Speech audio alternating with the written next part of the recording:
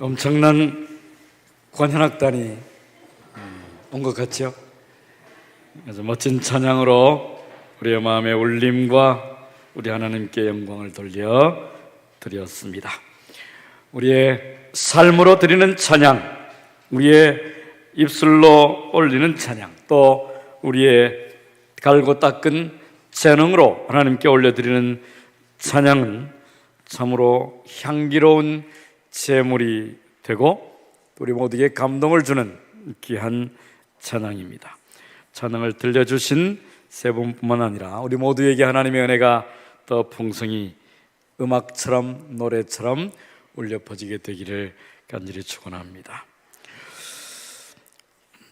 오늘은 귀향 본능, 이런 제목으로 말씀을 좀 나누려고 합니다. 귀향 본능이란 말을 들어보신 적이 있었습니까? 아마도 아니실 것 같은데요. 귀소 본능이라는 말이 있습니다. 귀향 본능이라는 말은 전혀 없는 말은 아니겠지만 그냥 제가 지어내 본 말입니다. 원래 아마 잘 알고 계신 말은 귀소 본능입니다. 특별히 동물들이 태어난 고향 혹은 태어나지도 않았는데 어떤 특정한 지역을 그야말로 불가사의하게 기적처럼 찾아가는 본능이라고 말하지만 하나님께서 그 속에 심어주신 특별한 능력으로 그들이 그 일을 이루어내는 것을 사람들은 귀소 본능이라고 부릅니다. 오늘 정말 오랜만에 반가이 또 돌아오신 우리 김우찬 성도님 환영합니다. 왼쪽 뒤편에 계십니다.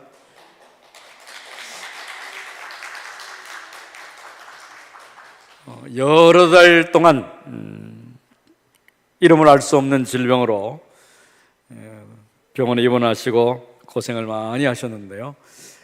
여전히 좀 불편함이 있지만은 많이 회복이 되어서 다시 얼굴을 뵙게 되어서 너무도 기쁘고 반갑습니다. 하나님께서 더 건강하게 도와주시고 또 하나님 주신 그 믿음과 구원의 역사가 더 넘치도록 함께 하시기를 간절히 축원합니다. 지금부터 한 3년쯤 전에 전라남도 여수 한 수족관에서 거북이 한 마리가 태어났습니다. 거북이는 푸른 바다 거북이, 이 거북이 개체에다가 이름을 붙여준 건 아니고 그 종류가 푸른 바다 거북이인데요. 이 거북이가 어디에서 태어났다고요? 전라도 여수, 그것도 수족관에서 태어났습니다. 태어난 다음에 이 거북이에다가 인공위성 위치 추적기를 부착한 다음에 제주도 바다에 방류를 했습니다. 얘 고향이 어디입니까? 여수지요? 여수란 게요. 근데 이분이 위치 추적기를 달고 90일이 지난 다음에 3,847km 떨어진 베트남 동쪽 해역에 푸른 바다 거북이들이 대대로 번식하는 산란지 베트남 동쪽에 도착을 한 것입니다. 고향이 어디라고요? 여수란 게요. 여수에서 태어났는데 이분이 거의 4,000km나 떨어진 3,847km나 떨어진 베트남까지 갔는데 그냥 아무데나 가서 베트남에 간 것이 아니고 그 베트남 그 지역은 대대로 이 푸른 바다 거북이들이 태어나고 알을 낳는 그런 지역이라는 것입니다. 300km도 아니고 3,000km, 3,000km도 아니고 3,800km. 이 거북 아저씨인지 아가씨인지 모르겠는데 이 거북은 자신의 원래 선조들의 고향을 들은 적이 있을까요? 동물원에서 이분이 태어나자마자 얘야, 너의 고향은 이곳이 아니고 저 먼 곳 베트남 동쪽 바다 어느 곳이란다. 너의 조상 아무개도 거기서 태어났고 너의 증조 할아버지도 거기서 태어났고 너는 그곳으로 가야 된다. 갈 때는 말이야, 언제쯤 출발을 해서 이런 조류를 타고 이쪽쯤 가다가 어느 정도 쉬어가지고 식사를 좀 하고 뭐 이렇게 설명을 잘 들어서 준비를 단단히 하고 그렇게 해서 갔을까요? 한 번도 이분은 자신의 고향에 대하여 들은 적도 없고 본 적도 없는데 어떻게 그의 자신의 고향도 아니고 조상들의 고향을 찾아갔을까요? 우연일까요? 본능일까요? 이것을 뭐라고 하는가 하면 기소 본능이라고 이름을 붙였습니다. 신기하죠? 보통 동물들에게는 이런 능력들이 있다고 알려져 있는데 대표적으로 물고기 중에 자신들이 태어난 곳을 꼭 찾아가서 생을 마감하는 물고기들이 있습니다. 연어. 또 다른 것들도 있나요? 장어? 장어도 그렇습니까? 장어도 그렇군요. 우리 이성호 집사님이 전문가시기 때문에. 또 혹은 귀신고래, 포유류 중에는 귀신고래라고 있는데 여름에는 사할린 연안에서 지내다가 새끼를 낳을 때쯤 되면 동해를 따라서 쭉 내려온 다음에 남중국해, 사할린은 러시아 쪽이니까 위에 있다가 동해안을 따라, 우리 한국 동해안을 따라 내려와서 중국 남쪽으로 가서 다시 새끼를 낳고 그러고 나서 다시 북쪽으로 간답니다. 새끼를 낳을 때가 되면 러시아에 살다가 중국 남쪽에 가서 새끼를 낳고 다시 또 러시아로 간다고 그래요. 이분들이 내비게이션을 최신 걸 좀 달고 다닐까요? 2002년도에 좀 오래됐네요. 20년 전인데 지리산에 이 방류 지리산에 풀어놓은 반달곰이 있었는데 이분이 이 산에 먹을 것이 좀 없어지자 동네로 내려와 가지고 꿀통을 틀었습니다.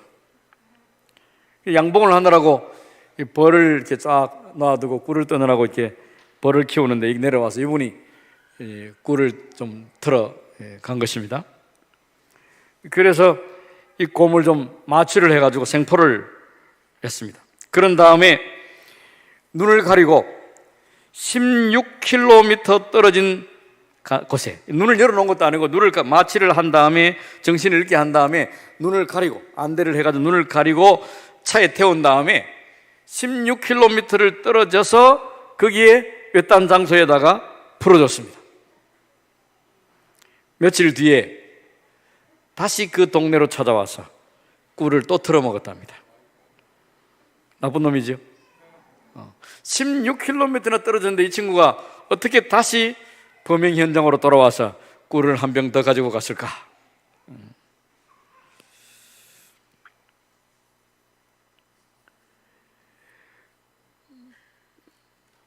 진돗개가 유명하죠. 진돗개. 이 진돗개는 함부로 이렇게 유출도 잘 안 되고 족보 관리나 이런 것들을 매우 엄격하게 하고 있는데요.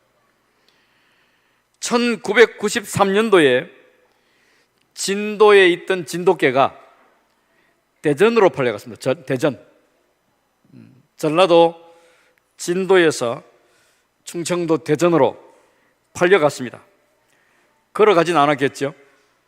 가면서 길마다 무슨 꽃을 뿌린다든지 무슨 리본을 달아놓고 그렇게 하지 않았겠죠.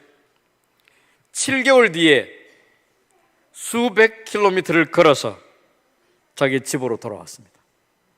정확하게. 그래서 그것을 기리기 위해서 돌아온 백구, 그래서 동상을 세워놓고 기리고 있습니다. 기사는 이 백구에 관하여 소식을 적으면서 진돗개가 특별히 처음 자신을 키워주고 돌봐준 주인에 대한 충성심이 굉장히 강하다고 그래요. 한번 주인으로 딱 정하면, 이 사람이 내 주인이다라고 정하면 평생 동안 변절하지 않는 충성심이 대단한 분으로 알려져 있습니다. 어떻게 왔을까요, 이 백구가? 백구는 흰색, 하얀색 개를 백구라고 그럽니다. 사람들은 이 동물들이 어떻게 고향이나 이런 곳을 찾아가는지 신기하지만 아직 정확하게 어떻게 찾아가는지에 관하여 답이 잘 없습니다. 물고기들은 아주 특이한 그 강물에, 자신이 태어났던 그 강물에 냄새를 따라간다 이렇게 얘기하지만, 글쎄요, 그 강물 냄새가 과연 정확한지 잘 모르겠습니다. 또 혹은 새들은 북극성이나 별자리를 보고 간다고 그래요. 새들이 별을 쳐다보고 저쪽이 북쪽이구나. 그러면 별이 안 보이는 밤은 어떻게 해야 되죠? 북극성이나 별자리, 때로는 낮에는 태양의 위치를 길잡이로 그들이 수천 킬로미터를 날개짓을 하면서 고향을, 때로는 그들이 가야 할 곳을 찾아간다고 합니다. 근데 요즘은 환경오염 때문에 그들의 안테나가 좀 고장이 나기도 하고 방해를 받아서 제대로 그곳을 찾아가는 일이 어렵다고 연락이 왔습니다. 특별히 우리 하나님께서 이 땅을 창조하셨음을, 이 세상에 존재하는 모든 것들이 하나님의 작품임을 믿는 우리 재림 성도들은 환경을 보호하는 일에 앞장서야 합니다. 대단한 어떤 환경 보호가 아니라 우리의 삶에 실천하는 작은 것들 속에서도 오염 물질을 줄이고 또 환경을 훼손하는 일을 최소화할 수 있도록, 우리가 삶을 사는 것 자체가 환경을 좀 파괴할 수밖에 없긴 합니다. 그럼에도 최소화할 수 있도록 우리가 관심을 가지고 오염 물질을 줄이는 일에 노력을 좀 많이 해야 되겠습니다. 이분들이 좀 비상이라고 그럽니다. 고향 찾아가는 일에 장애물이 많다고.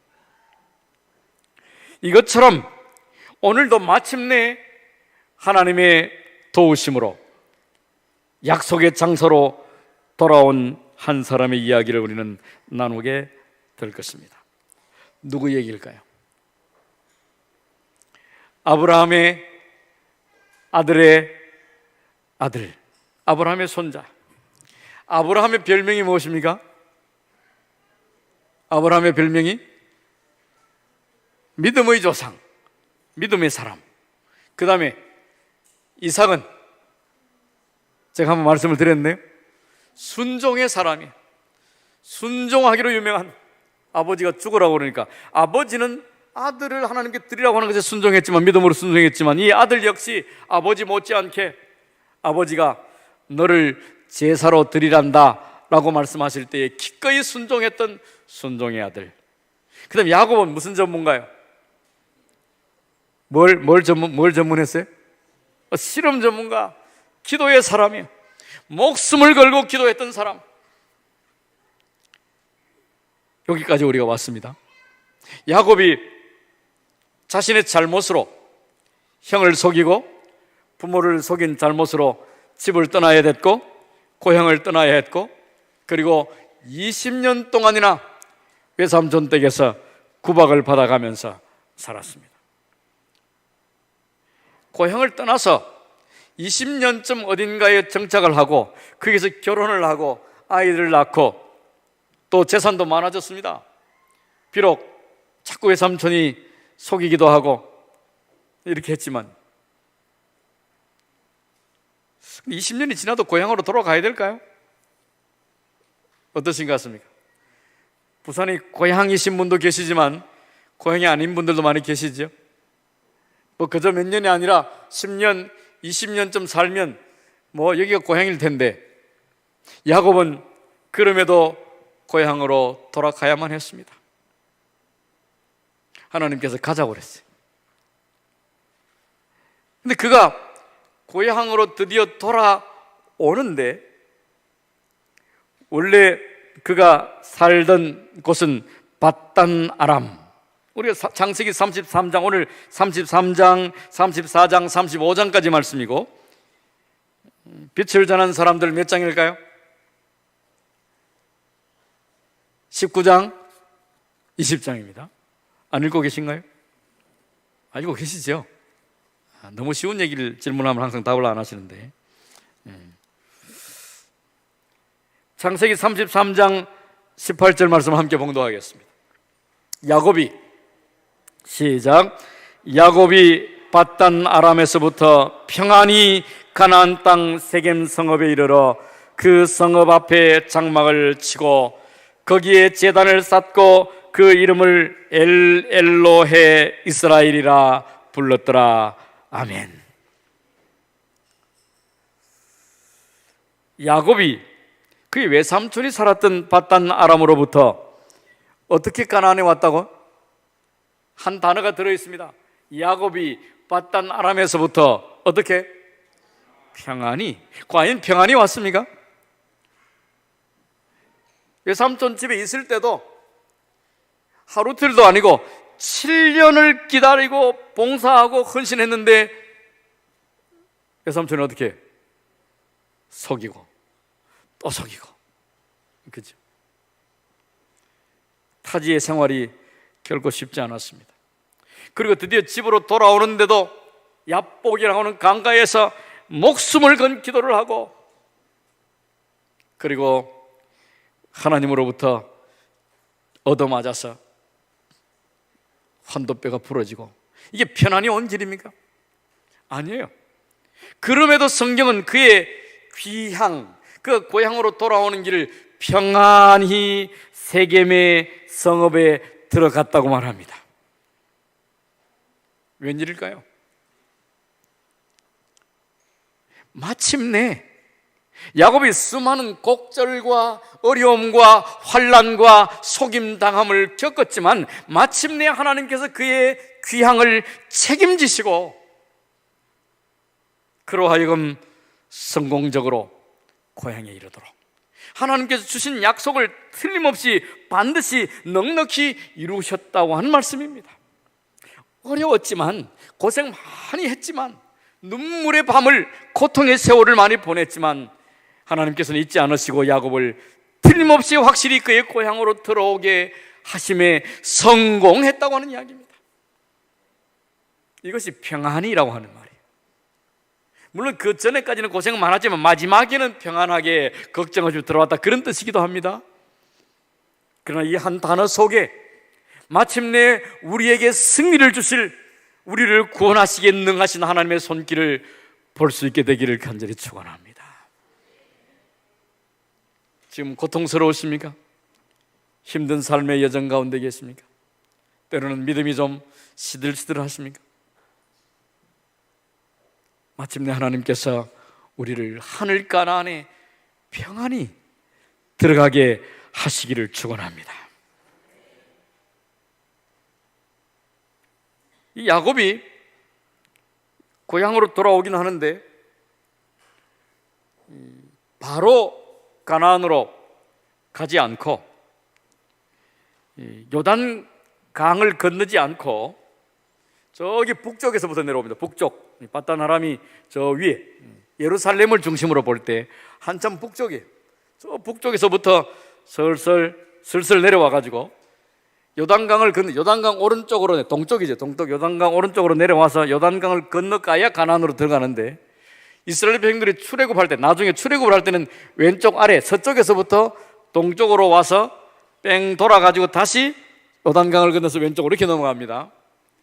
그런데 이 야곱은 북쪽에서부터 내려와서 요단강 오른쪽 동쪽에서부터 좀 머물렀습니다. 바로 형님을 만난 다음에 야복강에서 씨름하고 모든 문제가, 걱정이 해결된 다음에 바로 고향 땅으로 가나안으로 들어가지 않고 숫곳이라고 하는 곳에 장막을 치고 수년을 그곳에서 지냅니다. 그곳에서 아이들도 자라고 그동안 한 20여 년 동안이나 타지 생활을 하면서 긴장 속에서 또 야복강을 건너라고 목숨을 건 기도를 하고, 그리고 나서 좀 피곤하고 지친 몸을 쉬기도 하고 여러 가지 요인으로 바로 가지 않고 숲곳이라고 하는 곳에서 수년을 지나게 됩니다. 그러다 드디어 다시 출발을 해서 요단강을 건너가는데 세겜이라고 하는 곳에 1차 머물게 됩니다. 이 세겜은 아브라함이 그의 할아버지 아브라함이 하나님의 부르심을 받아 고향을 떠난 다음에 맨 처음 가나안에 들어와서 제단을 쌓고 하나님께 경배를 드렸던 장소이기도 하고, 나중에 이스라엘 백성들이 출애굽을 할 때 람셋이라고 하는 곳에 출발해 가지고 맨 처음 제단을 쌓고 예배를 드린 장소이기도 하고, 이 세겜은 대단히 중요하고 유명한 장소입니다. 야곱도 요단강을 건너 가나안에 들어간 다음에 이 세겜에 머물렀습니다. 그러나 하나님께서 야곱이 집을 떠날 때 불안과 두려움과 걱정과 양심의 가책과 막막함 속에서 광야에서 들에서 잠을 잘 때 하나님께서 그에게 나타나셔서 사닥다리를 보여주시고 너에게 복을 주고 반드시 너로 하여금 이 땅으로 돌아오게 할 것이며 네가 지금 밟는 이 모든 땅을 너와 너의 후손에게 줄 것이고 너의 자손들이 번성할 것이다. 끝까지 너를 책임지고 너와 함께 하겠다.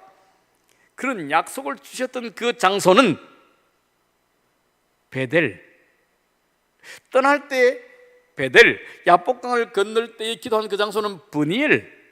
베델은 하나님의 집이라고 하는 뜻이고 브니엘은 하나님의 얼굴이라고 하는 뜻입니다. 하나님께서 베델로 돌아오게 하겠다, 베델 땅을 너에게 주겠다, 이렇게 약속을 하셨는데 그가 베델까지 가지 않고 세겜 땅에 머무릅니다. 세겜과 베델은 약 46km? 그리 멀지 않은 장소예요. 48km 정도예요. 48km는 걸어서 가면 12시간 정도. 하루에 갈 수 있을까요? 조금 무리이긴 하지만은 좀 이렇게 좀 무리하면 하루에도 걸어서도 갈 수 있는 거리입니다. 좀 천천히 걸어가면 이틀이나 3일이면 넉넉히 쉬엄쉬엄 가도 말이죠. 야곱이 그의 가족들이 많고 자녀들이 어렸지만 하나님의 약속이 있고 하나님께서 돌이 오래라고 말씀하시는 그곳까지 가지 않고 가다가 중간에 거의 목전에 두고 그가 주저앉아 버립니다. 그래서 무슨 일이 일어났을까요? 그곳에 있는 동안에 그의 어린 딸이 좀 자라서 아마도 12, 13세 혹은 17, 18세까지 이 딸이 자랐습니다. 레아의 딸이라고 이렇게 나오는데, 이 당시에 풍습은 12살 정도만 돼도 결혼을 했습니다. 여자가 태어나서 12살만 넘어가면 결혼을 하기도 하는 그런 풍습이 있었습니다. 근데 그 정도 나이가 되었다고 그래요. 근데 그 당시에 이 세겜에 사는 동안에 그 토착민들, 이방인들이 풍습, 그들의 잔치가 있어서 이 야곱의 딸 중에 하나가 구경을 하러 갑니다. 구경을 하러 갔는데 그쪽 추장의 아들이 이 아이를 보고 정신을 잃었습니다. 기절한 게 아니고 사랑에 빠졌어. 하나님께서 우리를 보고 사랑에 빠졌어. 내가 거의 정신이 없다고 고백하고 있는 것처럼 아가스에서 말이에요. 슬쩍 네가 한번 쳐다본 것에도 내가 정신이 없구나. 솔로몬이 그렇게 고백하는 고백을 통해 하나님께서 우리에게 말씀하시듯이 그곳 총각이 이 아이를 보고 사랑에 빠졌어. 근데 사랑에만 빠진 것이 아니고 하지 말아야 할 행동을 하죠. 폭행을 하고 그렇게 합니다. 근데 이것이 이제 알려지고 나지니까 그의 오빠들이 복수를 합니다. 이게 이 아이를 폭행을 하고 그냥 한 다음에 매우 순수한 사랑인 것처럼 보여집니다. 내가 정말 사랑해서 너무너무 사랑해서 결혼하기를 원한다. 라고 하면서 이제 찾아와서 요청을 합니다. 그랬더니 이 오빠들이 화가 나가지고 거짓말로 속이죠. 할례를 받아야 뭐 이런 얘기를 작전을 짜가지고 그쪽 남자들이 다 할례를 받게 만든 다음에 움직이지 못할 때 그들이 가서 다 죽이고, 결국 50년이 지난 다음에 야곱이 세상을 떠날 때에 그의 자녀들에게 축복 기도를 할 때, 그때 살인자로 앞장섰던 두 아들들에 대하여 굉장한 저주 같은 말을 합니다.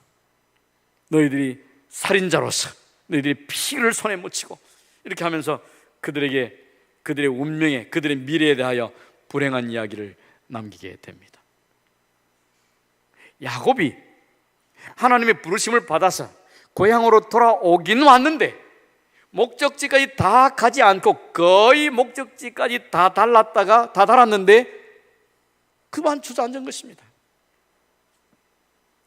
가끔은 거의 천국 문 앞에 도달했다가 뒤로 가는 분들이 있습니다. 어떤 데는 하나님 앞에, 천국 문 앞에 10년을, 때로는 20년을 그 앞에 머물다가 그냥 떠나가는 이들도 있습니다. 물론 우리 책임도 있습니다.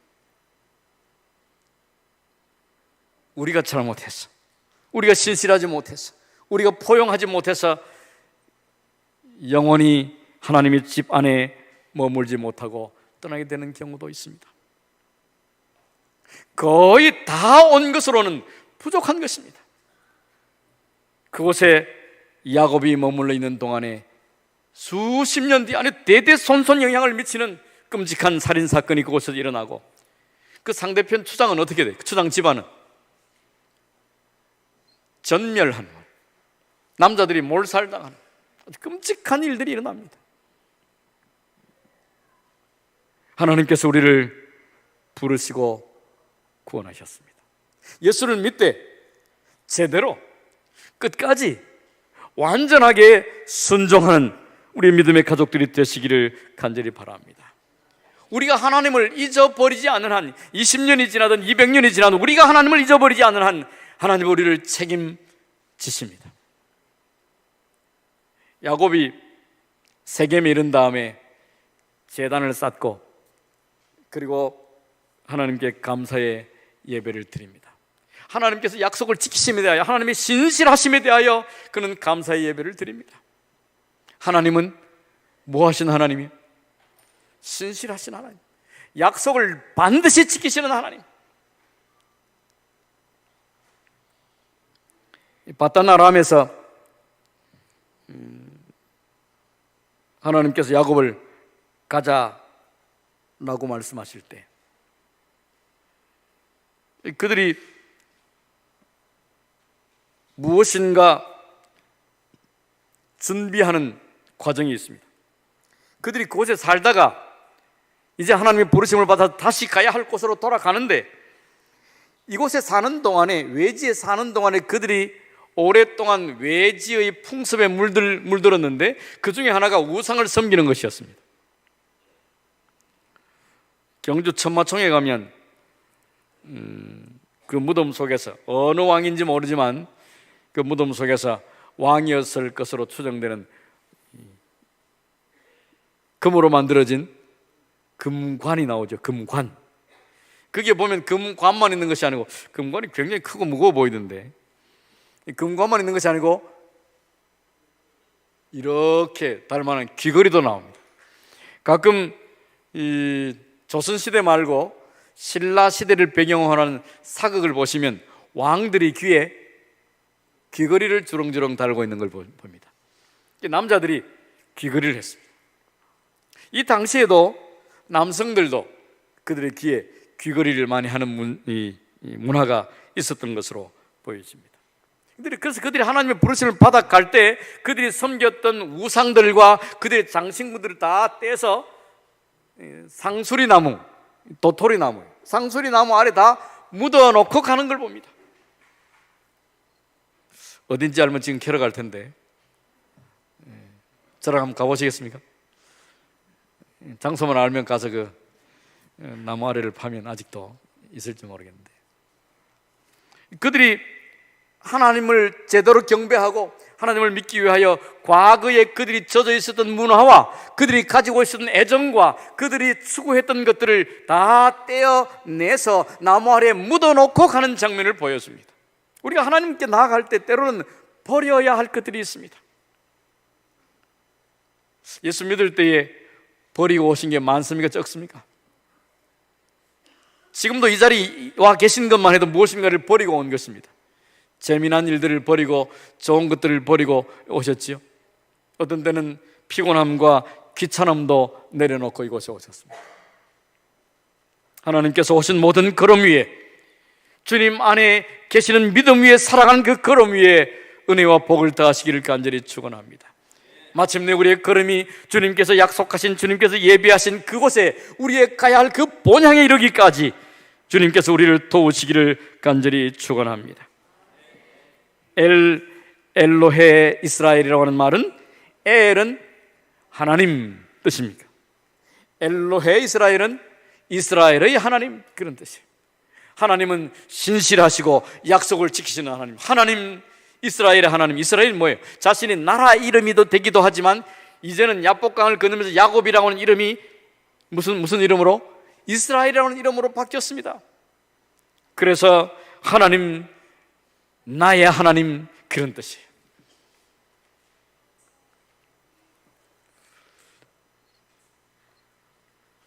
야고보서 2장 10절에 보면 누구든지 온 율법을 지키다가 그 하나를 범하면 모두 범한 자가 되나니, 그랬습니다.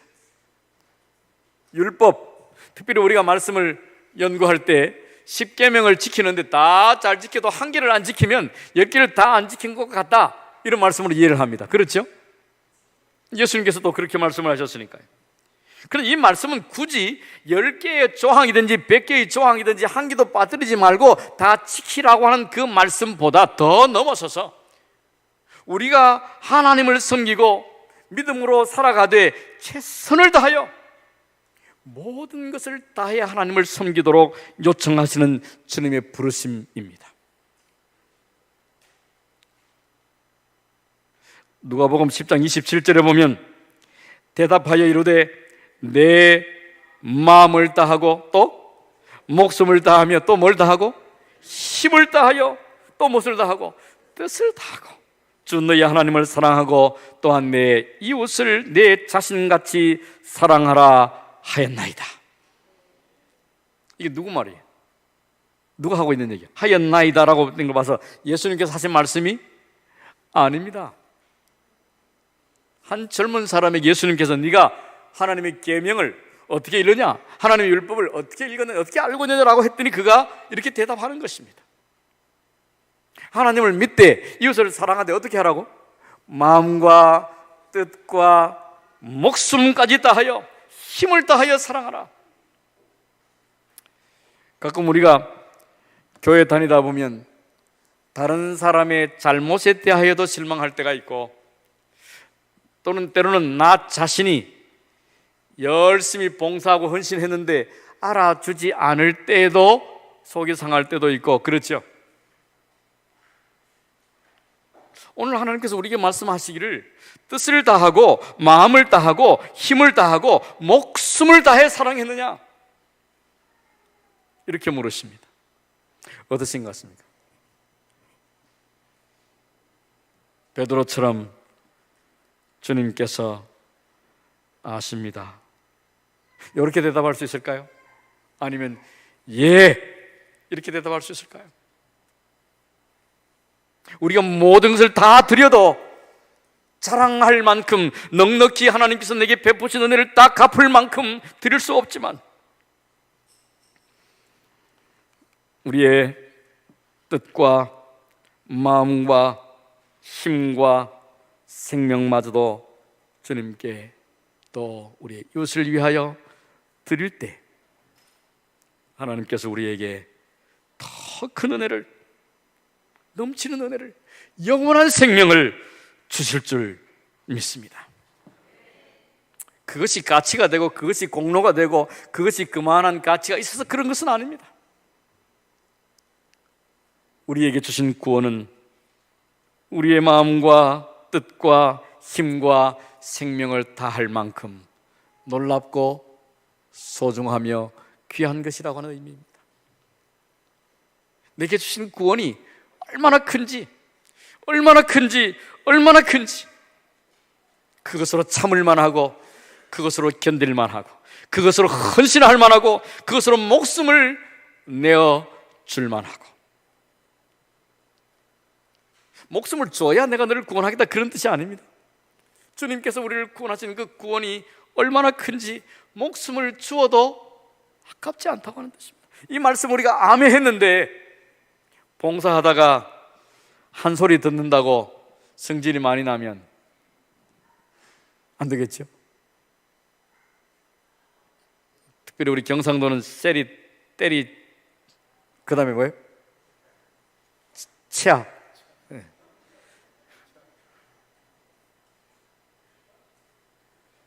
참을 만큼 참았다고 생각할지 모르지만 하나님 오늘 우리에게 율법을 지키다가, 그래서 우리가 십계명의 안식일만을 얘기할 때 써먹어서는 안 되는 말씀이에요. 열의 하나를 어기면 다 어긴 것 같아요. 이 말씀이 그저 단지 십계명 조항의 하나만 하도 어기면 안 돼, 이 말씀에 적용만 하면 안 된다, 이 말씀입니다. 그리고 마침내 하나님께서 창세기 35장 1절에 보면 나타나셔서 세겜에 더 이상 머물지 말고 어디까지 가자는 거예요? 베델로 가자. 베델로 가자.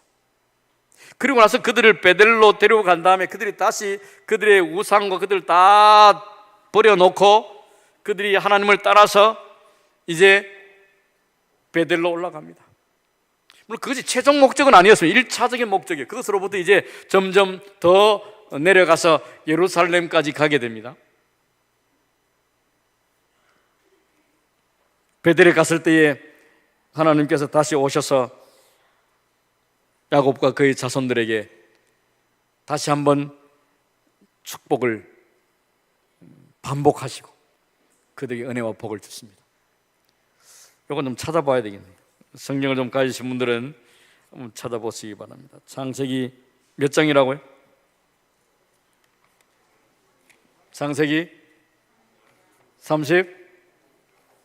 한번 펴보시기 바랍니다. 35장이요.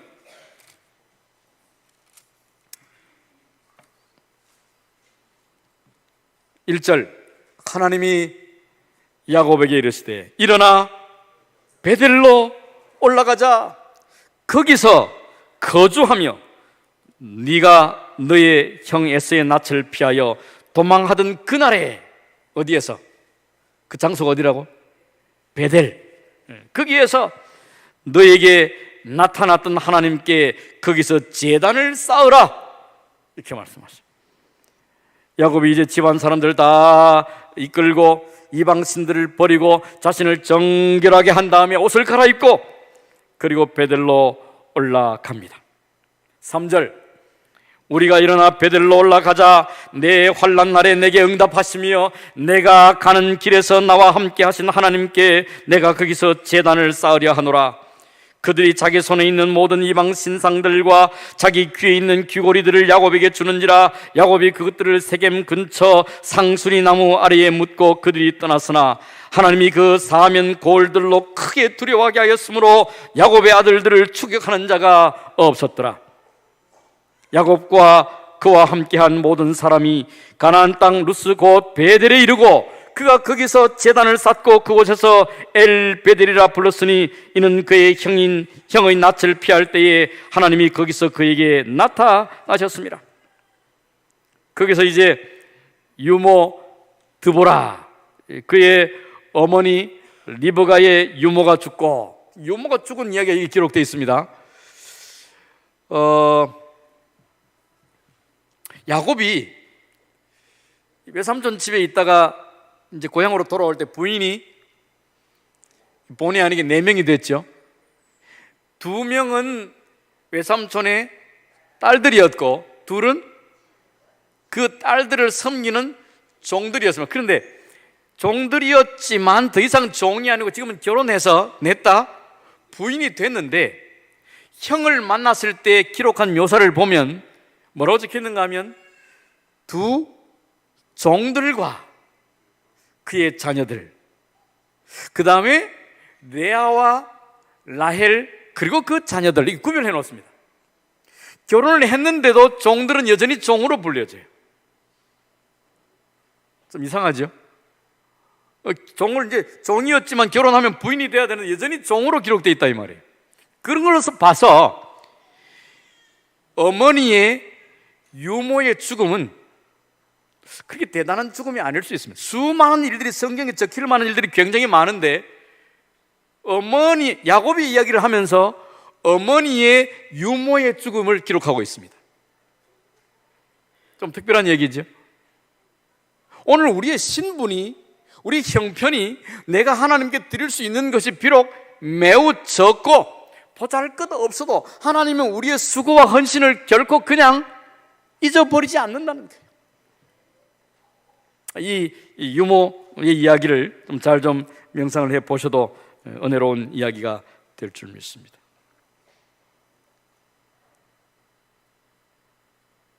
구절, 야곱이 바단 아람에서 돌아오매 하나님이 다시 야곱에게 나타나사 그에게 복을 주시고 하나님이 그에게 이르시되 내 이름이 야곱이지만은 내 이름이 다시는 야곱이라 부르지 않겠고 이스라엘이 내 이름이 되리라 하시고 그가 그 이름을 이스라엘이라 부르시고 하나님이 그에게 이르시되 나는 전능한 하나님이라 생육하며 번성하라 한 백성과 백성들의 총회가 내게서 나오고 왕들이 내 허리에서 다 나오리라. 내가 아브라함과 이삭에게 준 땅을 내게 주고 내가 내 후손에게도 그 땅을 주리라 하시고 하나님이 그와 말씀하시던 곳에서 그를 떠나 하늘로 올라가시는지라. 아멘. 하나님이 자기와 말씀하시는 곳의 이름을 베델이라 불렀더라. 사랑하는 성도 여러분, 우리도 베델로 돌아가야 합니다. 하나님의 약속이 있는, 하나님의 구원하심이 있는 그곳으로 돌아가야 합니다. 내게는 하나님께서 어떤 약속을 주셨는가? 내가 돌아가서 기억해야 할 하나님 말씀이 살아있는 나의 베델은 어디인가? 그곳이 어디일까요? 주님께서 우리를 도우시기를, 우리의 믿음이 날마다 새로워지기를, 주님의 약속을 생각할 때마다 우리의 마음이 따뜻해지고 뜨거워지고 용기를 가지고 다시 일어날 수 있게 되기를. 그래서 여전히 헌신하고 수고하고 주님께 드릴지라도 수고로 여기지 아니하고 마침내 우리의 걸음이 주님 나라 그곳에 도착할 때까지 주님께서 우리를 도우시기를 간절히 축원합니다.